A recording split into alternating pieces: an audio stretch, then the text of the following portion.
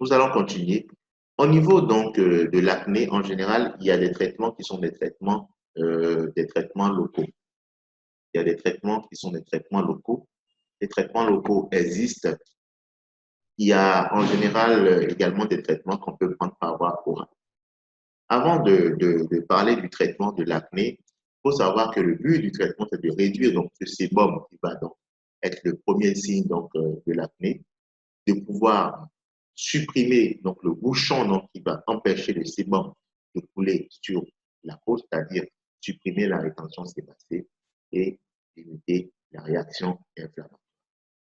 Avant de parler du traitement, j'aimerais également faire un plaidoyer par rapport à beaucoup de structures qui vont beaucoup aujourd'hui ouvrir en Afrique et qui vont dire à nous, on traite l'acné, ou bien qui vont se dire, aujourd'hui il y a de l'acné, il faut utiliser tel médicament, il faut utiliser tel produit. Donc, beaucoup de femmes vont avoir de l'acné, mais ne viendront pas consulter tout simplement parce que sa copine lui dit, écoute, utilise tel produit, ça marche bien sur moi et toi aussi tu pourrais faire pareil. Et beaucoup de gens vont utiliser des produits pendant des mois sans avoir une satisfaction. Alors qu'il lui a suffi de consulter et d'avoir donc de bonnes réactions, donc de bons diagnostics et de pouvoir savoir s'il n'y a pas autre chose derrière leur acte. Et l'exemple le plus souvent que je donne, c'est celui des rétinoïdes, un produit qu'on utilise en général dans l'acné et qui est un produit qui est la vitamine A qui est utilisée par voie orale. Mais avant de donner ce produit, il est important que la personne puisse suivre des bilans pour qu'on puisse savoir si elle a un bon taux de cholestérol, si elle a un bon taux de transaminase, si elle a des bons taux de triglycérides et si elle n'est pas enceinte. Alors, parce que ce produit peut donner donc des malformations congénitales si on le prend, parce que ce produit nécessite la prise un bilan sanguin avant qu'on ne puisse mettre la personne sous traitement. Et vous avez une femme qui va prendre ce médicament, qui va voir son médecin, qui va prendre son médicament, faire ses bilans normalement. Et parce que cette molécule marche très bien, elle va aller donner cette molécule à sa camarade qui porte une grossesse. Alors là, vous avez, franchement, en ce moment, elle donne en général la mort parce qu'elle va entraîner un avortement donc de ce fœtus ou bien des malformations foetales chez cet enfant en fonction donc alors de l'âge. Donc, les médicaments ou bien les traitements donc, ne sont pas des bonbons. Et chaque fois que l'on veut donner, chaque fois qu'un médecin veut donner un traitement à un individu, il prend le soin donc de bien vérifier est-ce que les bilans sont bons, est-ce qu'il n'y a pas d'effet secondaire. Donc, on ne peut pas se partager un traitement anti-acnéique comme on se partagerait un gâteau ou un bonbon. Ça, c'est important de dire. Ensuite, nous continuerons toujours par dire que par rapport aux moyens thérapeutiques pour traiter l'acné, que euh, vous avez des mesures hygiéno-diététiques qui sont importantes. En général, les gens vont se dire qu'il faut proscrire les savons, parce qu'en général, vous avez des savons en général qui ont des pH qui ne sont pas des pH semblables à la peau et qui, le plus souvent, vont modifier donc la flore cutanée locale et permettre le développement de ce germe qu'on a parlé tout à l'heure, le propionobactérien acné. Donc, il faut pouvoir regarder les savons que le patient utilise, pouvoir changer si vous avez des savons qui ne sont pas de pH normal. Et il faut également utiliser de l'eau thermale, c'est de l'eau en général de l'eau d'albène ou bien d'autres types d'eau, de l'eau thermale pour nettoyer le visage, pour éviter qu'il y ait des infections et pour éviter qu'il y ait un bouchon qui vienne se compresser sur la production de sébum. Ensuite, il faut contrôler les cosmétiques d'accompagnement, les crèmes et les maquillages qui vont peut-être boucher donc le follicule pilosébacé. Je vais continuer cette conférence en parlant du cas du Maroc.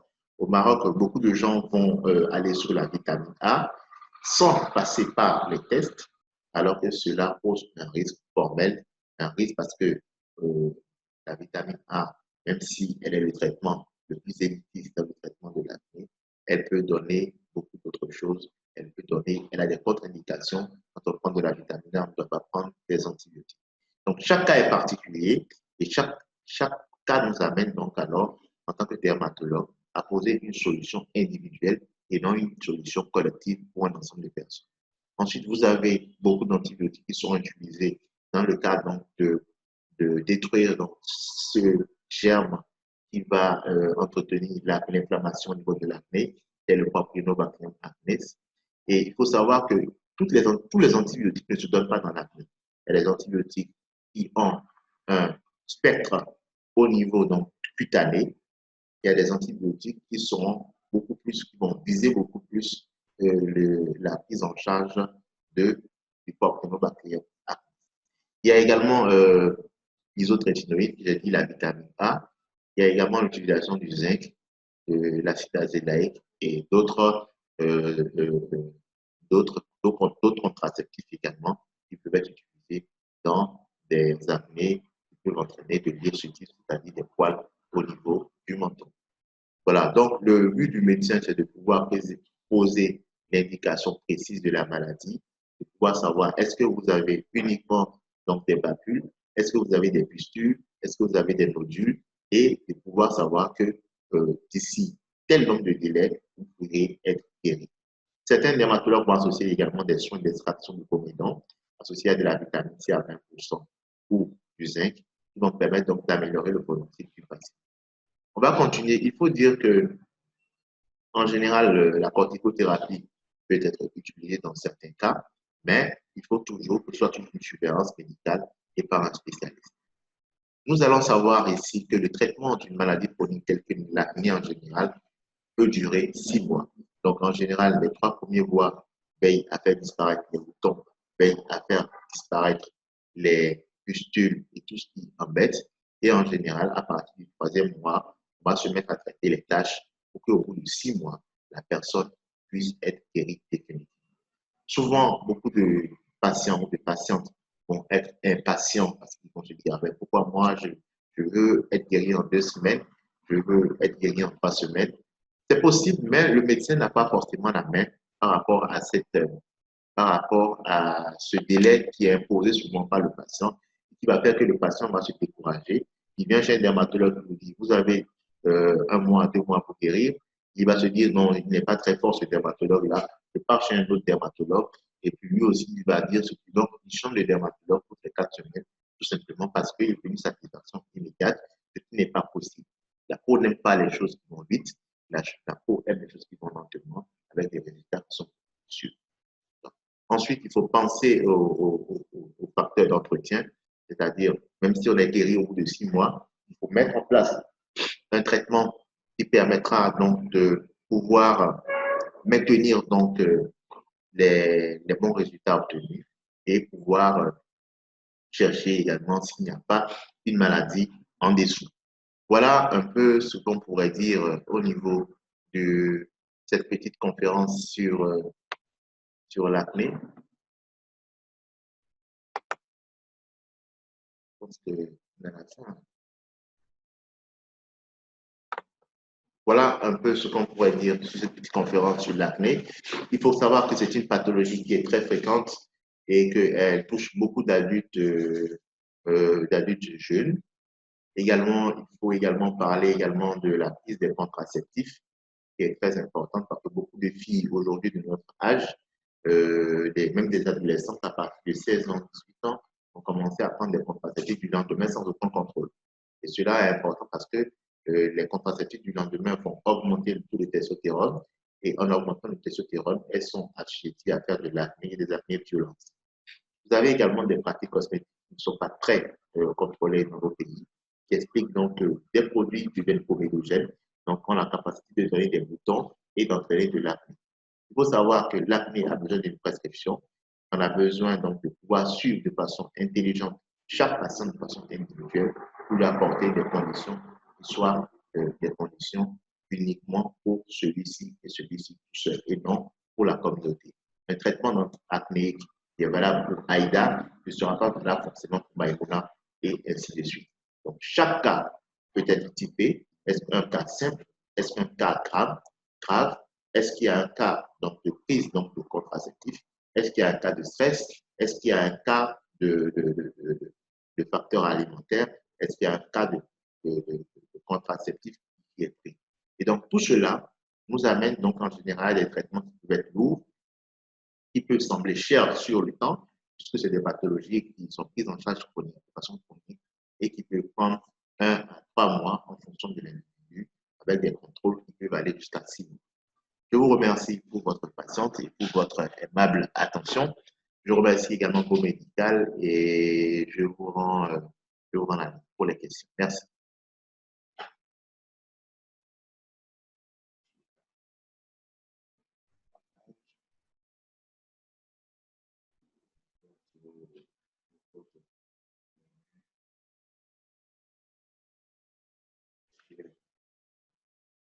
Il est là?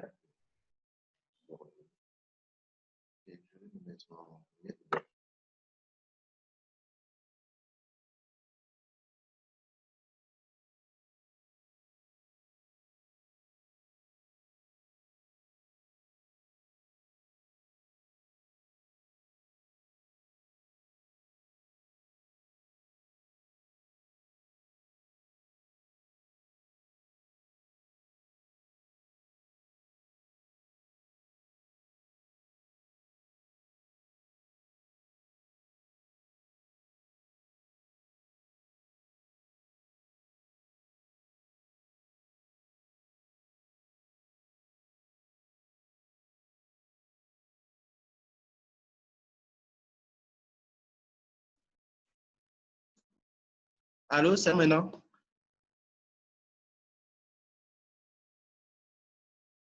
Allô.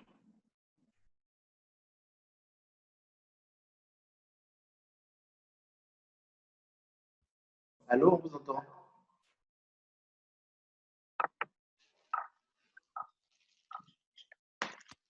Ah, d'accord, c'est bon. Merci beaucoup, docteur. Merci beaucoup, docteur, pour votre communication. Je rappelle aux participants que vous pouvez de répondre aux questions les unes après les autres. Merci beaucoup. J'avais une première question par rapport à Go Médical. Je pense que la question n'est plus dans les commentaires. Excusez si je n'ai pas gardé son nom, mais je me rappelle bien de la question. La personne demandait si on a une assurance, par exemple, est-ce qu'on peut payer via Go Médical en tenant compte de l'assurance? C'est non.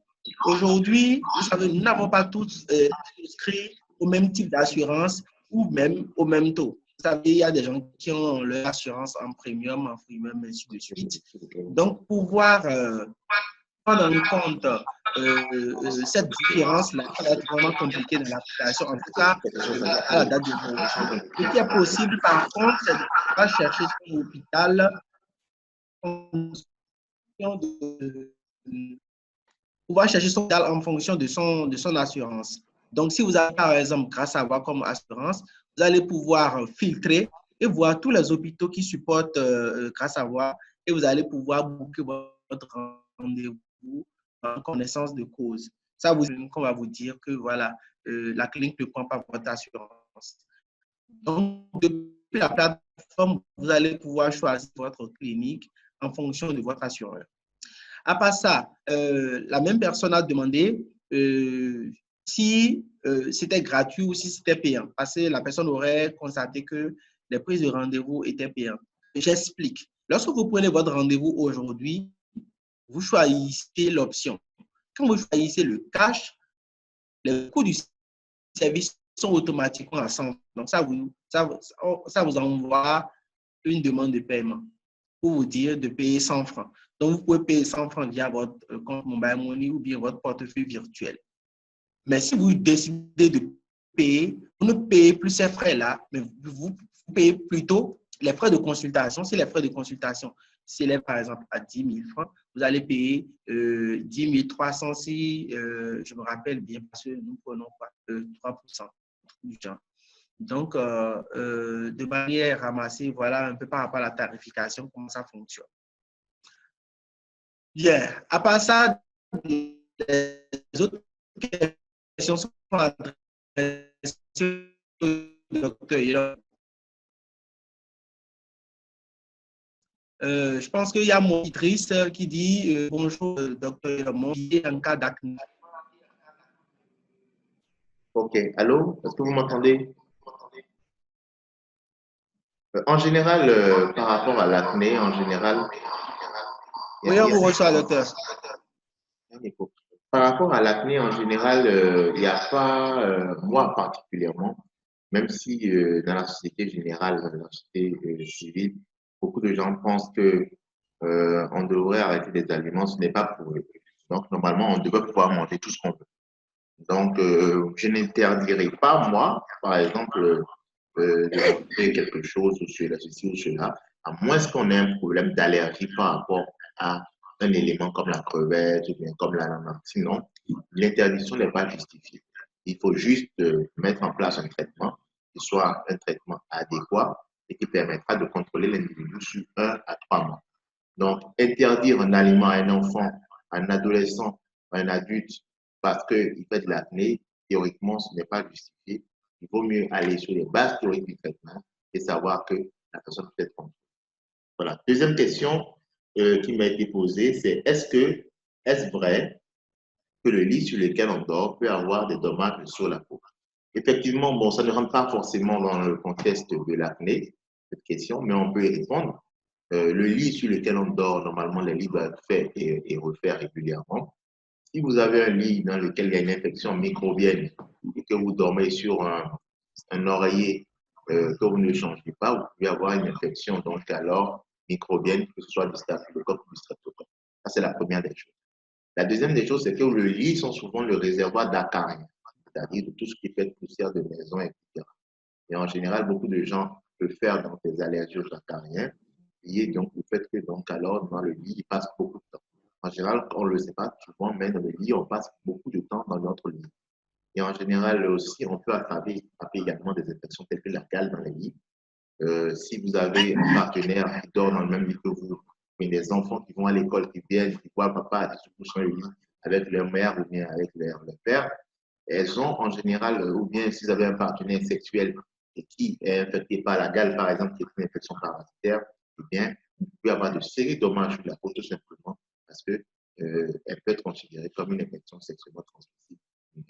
Donc, les infections sont possibles dans le lit, bien que dans l'acné, elles peuvent être rares. Elles peuvent être rares parce que bon, le germe qui est dans l'acné, le Papillobacterium acnes, est un germe particulier qui est déjà présent sur la peau de façon normale et qui ne se développe que lorsque les conditions du pH sont altérées, les conditions donc, des variations donc, de la production de sébum varient. Donc, théoriquement, sur cette question, oui, on peut avoir de vrais dommages sur la peau avec des infections parasitaires, microbiennes ou virales dans un lit, mais au niveau de l'acné, le germe est beaucoup plus déjà commensal, c'est-à-dire qu'il vit déjà sur votre peau, il n'attend que les conditions de variation au niveau de la production de la séborrhée pour se développer. Ensuite, j'ai une troisième question. Madame Aïssa Aguamato, je vous remercie. Merci au docteur Elamon pour la présentation. C'est vrai, je voulais demander si on peut utiliser l'eau de permanganate pour nettoyer le visage. Eh bien, c'est une très bonne initiative. Seulement que le permanganate, en général, il agit beaucoup plus sur les parasites, en particulier tout ce qui est les dartres, etc. Les parasites qui donnent les dartres, en général, qu'on appelle le PV, le pityriasis versicolore. Sinon, sur le cas de l'acné en lui-même, le permanganate, en général, c'est une solution en général qui va diminuer le pH cutané, qui va le rendre un peu plus basique et donc qui n'apporte rien dans le traitement de l'acné, mais qui, de façon générale, peut vous aider à vous protéger de certains parasites. Je vous remercie. Est-ce qu'il y a des astuces naturelles et saines que vous recommanderez? D'accord. Est-ce qu'il y a des astuces naturelles et saines? Oui, je peux recommander des astuces naturelles et saines. D'abord, il est important de savoir que dans la vie de l'individu, par rapport à l'acné, il faut savoir mettre chaque chose à sa place. La première chose, c'est qu'il y a des individus qui sont stressés pour tout et pour rien. Ils vont au boulot, ils sont stressés, le soir, ils sont stressés, à midi, ils sont stressés. Je pense qu'il faut savoir que vous n'êtes pas Dieu et que vous ne pouvez pas régler tous vos problèmes d'un coup et qu'il faut prendre chaque train à son heure, c'est-à-dire une meilleure gestion du temps permet de diminuer votre stress. Si, en général, on peut prendre 3, 4, 5, 6 rendez-vous dans la journée, cela pose un problème.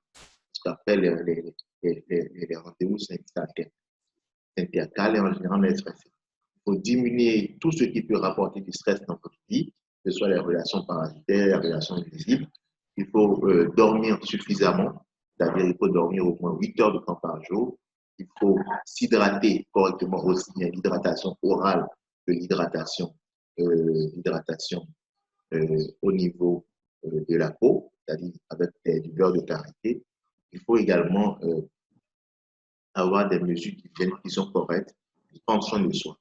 Cela déjà en général permet déjà d'éviter donc des acnés, des récidives d'acné. Maintenant, sur le cycle menstruel et sur tout ce que vous ne pouvez pas contrôler, là, il vaut mieux avoir donc alors un spécialiste ou quelqu'un qui puisse s'occuper de vous. Je vous remercie. Pourquoi ça prend autant de temps de faire disparaître les acnés? Très bien. En général, il faut savoir qu'un cycle de peau, c'est-à-dire un cycle de peau, c'est le temps que vous-même votre peau a changé à partir d'une saison 1 à une saison 2, je suppose. Et le cycle de peau prend 21 jours, c'est-à-dire 3 semaines. Donc, si vous avez 3 semaines, vous avez 21 jours, vous avez les cellules de peau qui passent de l'ancienne à la nouvelle. Et dans le cas de l'acné, il faut au moins 3 cycles de peau, soit 21 jours fois 3. Donc, ça fait à peu près 3 mois.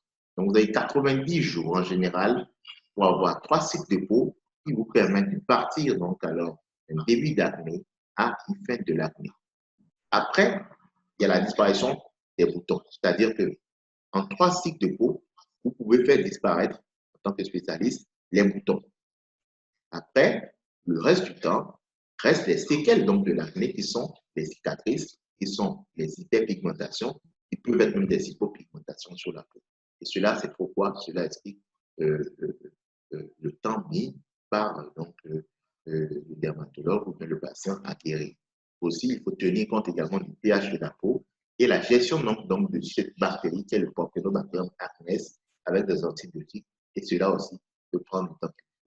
Ce qui est sûr, c'est que ce n'est que la patience qui permet d'avoir de bons résultats à la longue. Sinon, on peut avoir des résultats très précoces, mais qui vont vraiment s'abîmer donc au bout du 10e jour. C'est pas ce qu'on souhaite. C'est-à-dire quelqu'un, une jeune dame qui a 2 ou 3 boutons, va aller acheter donc des corticoïdes au marché, va s'appliquer sur les boutons, et au bout de 5-6 jours, tout a disparu. Mais à la 15e jour, au bout du 15e jour, vous avez également des boutons qui vont apparaître et qui vont remplir tout le visage. Or, ce n'est pas ce qu'on souhaite. Il vaut mieux prendre le temps de faire des traitements qui sont peut-être lents et qui ont des résultats qui sont prouvés que de faire des traitements qui vont donner donc des résultats qui sont précoces et qui ne sont pas durables. Je vous remercie. Un adolescent dont les parents ont souffert d'acné a-t-il plus de chances d'en avoir? Tous les adolescents peuvent faire de l'acné. Cela est lié à la forte activité hormonale liée à la croissance de l'individu. En général, tous les adolescents en font toujours un peu. C'est une pathologie qui leur est le plus souvent courante. Et vous pouvez même avoir des parents qui n'aient pas fait de l'acné pendant leur enfance ou leur adolescence et vous en ferez. Donc, c'est un critère totalement aléatoire et que tout le monde peut faire de l'acné.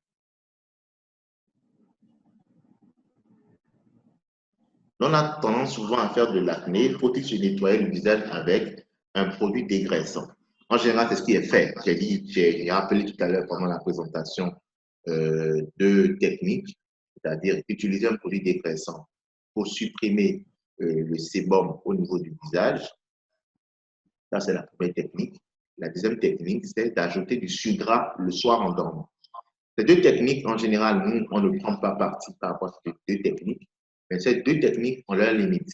La première limite, en utilisant un dégraissant, c'est-à-dire on va y voir un visage totalement sec, mais quelques jours après, vous envoyez le message à travers votre dégraissant aux glandes sébacées qu'il n'y a pas suffisamment de sébum et de produire encore plus de sébum.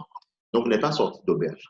Et dans la deuxième technique, on ne fait rien, on attend le soir et on applique du sucre. Donc, on donne l'information au récepteur androgénique que vous avez trop de sébum sur la peau.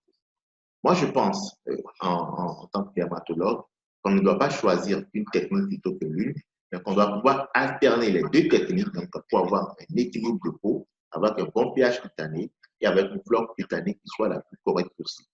Et donc, c'est l'équilibre. Donc, il vaut mieux utiliser un dégraissant, mais veillez à ajouter du sucre gras le soir en dormant pour faire penser au récepteur que vous en avez trop de sébum et qu'il n'est plus la peine d'en produire. Donc, ces deux techniques alternées peuvent permettre d'avoir un équilibre avec l'individu. Je pense que les taches mettent en moyenne combien de temps à disparaître complètement? Eh bien, cela dépend des techniques utilisées. Sinon, une tâche, de façon moyenne, elle met 3 mois à partir. Elle met 3 mois à partir. Maintenant, il y a des techniques de plus en plus importantes qui sont utilisées, qui sont le Flexer, qui sont la mésothérapie avec l'acide tranexamique, qui sont l'utilisation de glutathion, parce que les gens vont beaucoup parler du glutathion, mais ils ne savent pas forcément que le glutathion peut faire partir les tâches, alors que c'est bien sûr possible. Et il y a également des méthodes qui sont de plus en plus courantes qui peuvent être utilisées, telles que le microneedling. Donc, en général, la tâche, elle met en général 3 mois. Et donc, dans ce cas également, il faut encore avoir la force nécessaire pour expliquer aux patients et tout va prendre du temps, que ce n'est pas de la magie et que ce n'est que juste du temps qui peut passer la tâche. Parce que lorsque vous avez une tâche, il faut bien vous mettre en tête que ce n'est pas, c'est de la mélanine qui est renversée dans le derme. Et le derme étant inaccessible, on est obligé de procéder, d'attendre plusieurs cycles de peau pour pouvoir extirper donc cette tache de mélanine au niveau de votre peau. Voilà. Certains parlent du citron sur le visage, est-ce que c'est dangereux? Théoriquement, le citron en général, le citron est acide. Donc, lorsque vous appliquez du citron sur la peau, certaines personnes qui ont des peaux très grasses vont avoir beaucoup de bien à appliquer du citron au niveau de la peau et la peau va devenir moins grasse. Mais certaines personnes vont remarquer que le citron étant acide va également irriter la peau et entraîner d'autres démangeaisons et d'autres irritations. Et donc, dans ce cas, il faut rester prudent. Donc, si votre peau supporte bien le citron et qu'elle joue le rôle donc d'aseptisant au niveau de la peau, elle peut vous aider à avoir donc alors un peu à dégraisser la peau. Mais si la peau de l'individu est une peau irritable, une peau allergique, il vaut mieux donc ne pas utiliser le citron. Donc, cela dépend de la sensibilité de la peau de chacun. Et en général, certains supportent et certains ne supportent pas. Donc, cela va du choix personnel et également du choix aléatoire. Mais un dermatologue ne prescrira pas, par exemple, du citron, mais c'est des mesures qui sont utilisées dans notre société et on ne sera pas contre. Mais il faut bien observer que cela varie de l'individu à l'autre. Je pense que j'ai épuisé les questions. Merci beaucoup, docteur. Je rappelle que le docteur Franck-Olivier Yilomon est dermatologue vénérologue. Je vois que le docteur Latoundi nous a rejoint. Je suis vraiment content. Eh bien, on remercie donc au médical pour cette occasion donnée aujourd'hui. Allô, docteur, vous me recevez? Oui, je vous reçois très bien.